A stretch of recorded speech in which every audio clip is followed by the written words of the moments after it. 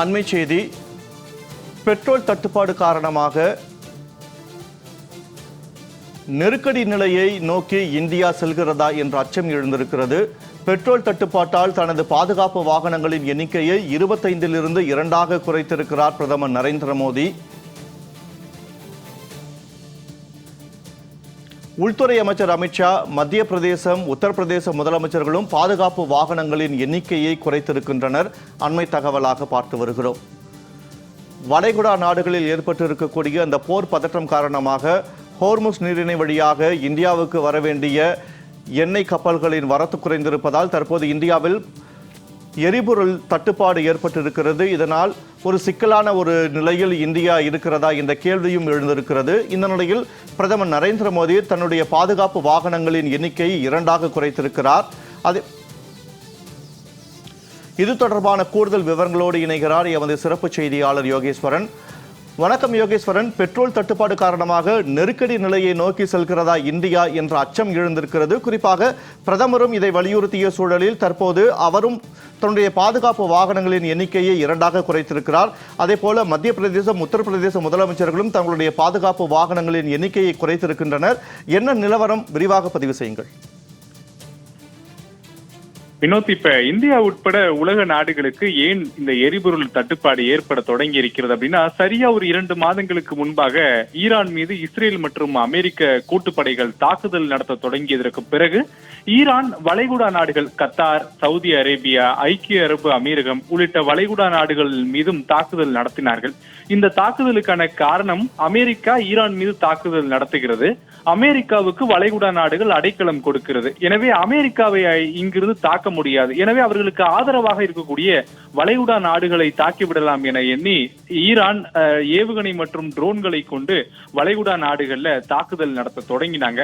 உலகத்திலேயே மிகப்பெரிய கச்சா எண்ணெய் சுத்திகரிப்பு மற்றும் சேகரிப்பு மையமாக இருக்கக்கூடிய கத்தார் மற்றும் சவுதியில செயல்படக்கூடிய பல்வேறு நிறுவனங்களை குறிவைத்து தாக்குதல் நடத்தப்பட்டதுல கச்சா எண்ணெய் உற்பத்தி செய்யக்கூடிய மற்றும் சேமிப்பு கிடங்குகளுடைய கட்டமைப்புகள் தரைமட்டமாக்கப்பட்டது.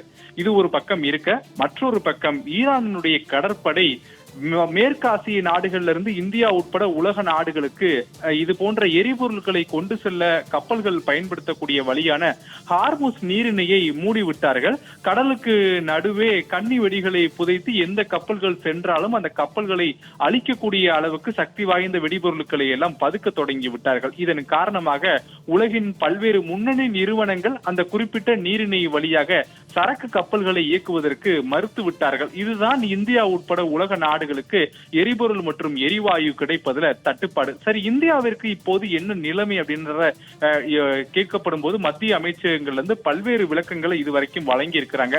முதல்ல மத்திய அமைச்சகம் வழங்கக்கூடிய விளக்கம் என்பது, வளைகுடா நாடுகள்ல இருந்து இந்தியாவிற்கு தேவையான 40% கச்சா எண்ணெயை நாங்கள் இந்த போர் தொடங்குவதற்கு முன்பு இறக்குமதி செய்து கொண்டிருந்தோம் சராசரி அடிப்படையில. ஆனால் இந்த போர் தொடங்கியதற்கு பிறகாக வளைகுடா நாடுகளிலிருந்து இந்தியாவிற்கு வர வேண்டிய கச்சா எண்ணெய் கிடைப்பதில் கடும் சிக்கல் ஏற்பட்டது.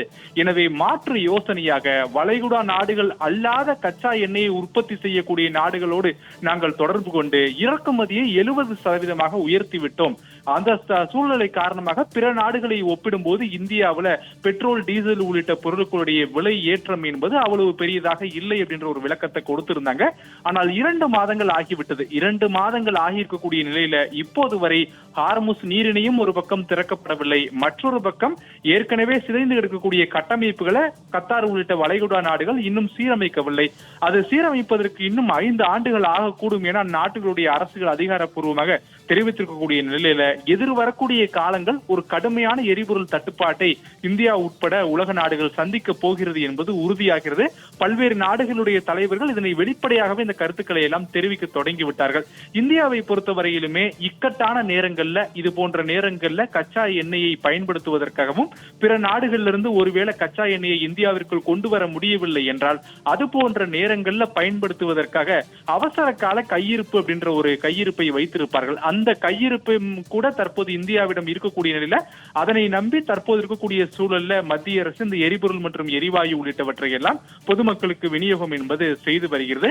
ஆனால் இது இன்னும் எத்தனை நாட்களுக்கு நீடிக்க போகிறது என்ற ஒரு கேள்வி இருக்கக்கூடிய நிலையிலே அதற்கு பொதுமக்கள் ஆயத்தமாக வேண்டும் என பிரதமர் நரேந்திர மோடி சமீபத்தில் அழைப்பு என்பதை விடுத்திருந்தார். குறிப்பாக எரிபொருள் பயன்பாட்டை குறைக்கக்கூடிய வகையில தனிநபர் வாகனங்களுடைய பயன்பாடுகள் குறைக்க வேண்டும், பொதுமக்கள் அதிகமாக பொது போக்குவரத்தை பயன்படுத்த வேண்டும், அத்தியாவசிய தேவைகள் இன்றி தங்களுடைய வாகனங்களை பயன்படுத்த வேண்டாம் என்றெல்லாம் பிரதமர் நரேந்திர மோடி வேண்டுகோள் என்பதை விடுத்திருந்தார்.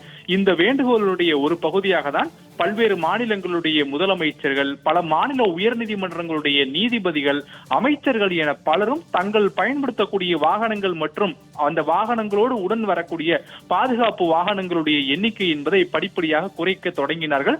இதன் ஒரு பகுதியாக தான் இன்றைய தினம் பிரதமர் நரேந்திர மோடியுடைய பாதுகாப்பு வாகனங்கள் கூட வெறும் 2 வாகனங்கள் மட்டுமே டெல்லியில பயணித்த காட்சிகள் எல்லாம் ஒளிப்பதிவு செய்யப்பட்டிருக்கிறது. அந்த காட்சிகள் நீங்க திரையில கூட பார்க்க முடியும். வழக்கமா எத்தனை வாகனங்கள் பயன்படுத்துவாங்க அப்படின்னா, வழக்கமாகவே டெல்லியை பொறுத்தவரையிலுமே பிரதமர் நரேந்திர மோடிக்கு அதிகாரப்பூர்வமாக 12 வாகனங்கள் ஒரு பயணத்திற்கு பயன்படுத்துவார்கள். ஆனால் இன்று பிரதமர் நரேந்திர மோடி பயணிக்கக்கூடிய வாகனம் உட்பட வெறும் 2 வாகனங்கள் மட்டும்தான் இந்த பாதுகாப்பு பணிக்கு பயன்படுத்தப்பட்டிருக்கிறது. ஒருவேளை பிரதமர் பிற மாநிலங்களுக்கு அரசு முறை பயணமாக செல்லக்கூடிய பட்சத்துல அங்கு பாதுகாப்பு கட்டமைப்புகளை பொறுத்து கூடுதலான வாகனங்கள் சேர்த்துக் கொள்ளப்படும்.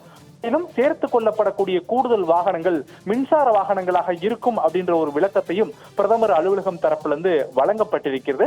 தற்போதைய சூழல்ல மத்திய பெட்ரோலியம் மற்றும் இயற்கை எரிவாயுத்துறை அமைச்சகம் வழங்கக்கூடிய விவரங்களின்படி இந்தியாவுல 60 நாட்களுக்கு தேவையான எரிபொருட்கள் கையிருப்பு இருக்கிறது.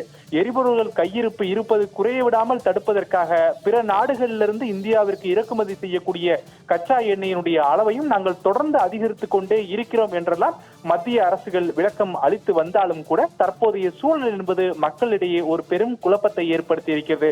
அதிலும் குறிப்பாக பிரதமர் நரேந்திர மோடி கடந்த சில நாட்களாகவே அவர் வழங்கி வரக்கூடிய அறிவுரைகள் இன்று பிரதமர் நரேந்திர மோடியினுடைய பாதுகாப்பு எண்ணிக்கை, வாகனங்களுடைய எண்ணிக்கை குறைப்பு உள்ளிட்டவை பல்வேறு கேள்விகள் மற்றும் சந்தேகங்களை எழுப்பி இருக்கிறது.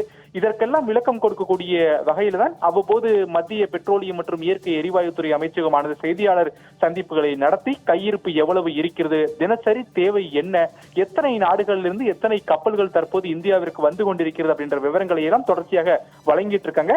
நேற்று மத்திய பெட்ரோலியம் மற்றும் இயற்கை எரிவாயுத்துறை அமைச்சகம் வழங்கிய தகவலின்படி இந்தியாவிடம் 60 நாட்களுக்கு தேவையான கையிருப்பு இருக்கிறது என்ற ஒரு விவரங்களையும் வழங்கி இருக்கிறார்கள். வினோத், நெருக்கடி நிலையை நோக்கி செல்கிறதா இந்தியா? 60 நாட்களுக்கு மட்டுமே எரிபொருள் இருப்பு கையில் இருப்பதாக ஒரு தகவல் கிடைக்கப்பெற்றிருக்கிறது. இது தொடர்பான அண்மை விவரங்களுக்கு நன்றி யோகேஸ்வரன்.